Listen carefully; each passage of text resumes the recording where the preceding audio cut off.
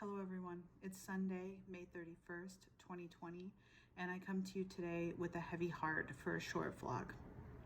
As our city and the world reels from the events in Minneapolis and the death of George Floyd as just the latest occurrence of deadly violence against the Black community, the leadership team believed it necessary to take a clear position and issue the statement.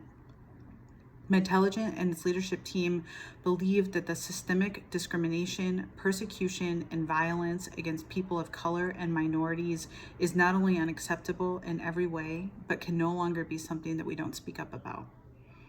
Our company was founded by individuals born outside of the United States, and our team is made up of humans from a beautiful variety of cultures, religions, including no religion, geographic regions, sexuality preferences, ages, class backgrounds, and more.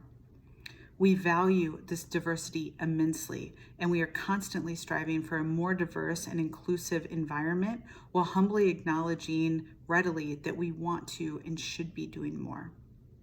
Because of our strong belief, it is necessary to make our stance clear and acknowledge that we can't always go back to business as usual after these events. We must acknowledge the unacceptable system of discrimination that permeates our society at all levels and unfairly and disproportionately impacts people of color, minorities, people with disabilities, people with different gender identities, sexual preferences, religious affiliations, ages, classes, and other backgrounds. We must not only acknowledge the systemic discrimination that exists at all levels, but also speak up and speak out and act out against the fact that entire groups of human beings are disenfranchised and marginalized on a daily basis in a way that forces them to live in a constant state of survival, both financially and more frighteningly physically. The prevalence of racism and discrimination also strikes at the heart of our industry, senior living. Senior living companies and communities are reliant upon and in many ways built on the backs of immigrants, people of color, and other minorities, including women.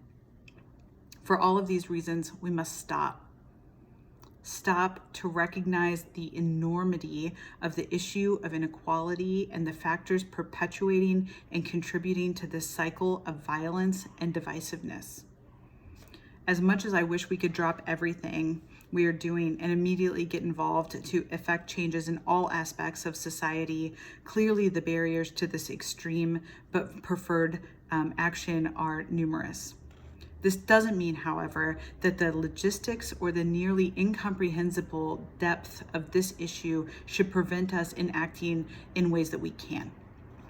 In that spirit, the company will be shutting down Wednesday, June 3rd, to give everyone time to reflect on ways that you are able to affect change in your own lives, in your community, in our city, state, and country.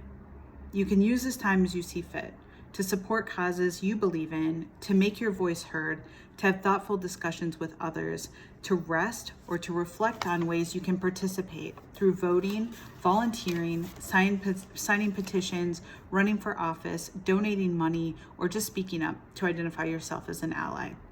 Silence is no longer an option. We must stand together for justice and equality, not only with our words, but also with our actions. And not just for today when the topic is in the headlines, but for forever, for all the days of our lives, and in ways that will pass our values and commitment to change on to our children in perpetuity. We must listen and learn and educate ourselves to our massive blind spots. We must use these events as fuel to come together, not to light more fires to tear us apart. Contrary to the everyday news cycle, as a company, we believe that there is nothing political about justice and human rights. Personally, I believe that recognizing the systemic violence and discrimination against people of color and minorities does not mean or require pitting groups of humans against other groups of humans. I believe that this happens as a result of the denial of the existence of a problem, where it came from, and the depths of its insidious roots in our country's history. Very long and deep fissures of legalized oppression are embedded in this country's history, and they have set the stage for failure on everyone's part in today's society. On the news, we sadly see humans acting out against other humans. Personally, I refrain from judging the rioters' rage, as patience has fallen painfully short of achieving acceptable levels of change. But I do want to acknowledge that all of the individuals on the front lines of this conflict, the protesters, the rioters, the policemen and women, the National Guardsmen and women, the shopkeepers, and the business owners, at the end of the day, are all human beings. Some that act good and some that act bad, but all are sons and daughters, mothers, fathers, aunts, uncles, and cousins, and they are all trying to do their best with the mess that they inherited. In order to stop the madness, we must acknowledge the truths of how we got here and recognize that we should put our energy into building systems that uphold equal protection and application of the laws for all human beings. For people with privilege, I encourage us to identify ourselves as allies and seek out ways to act in service to those already intimate with this fight and who are leading the charge to fight injustice and build a better future for everyone.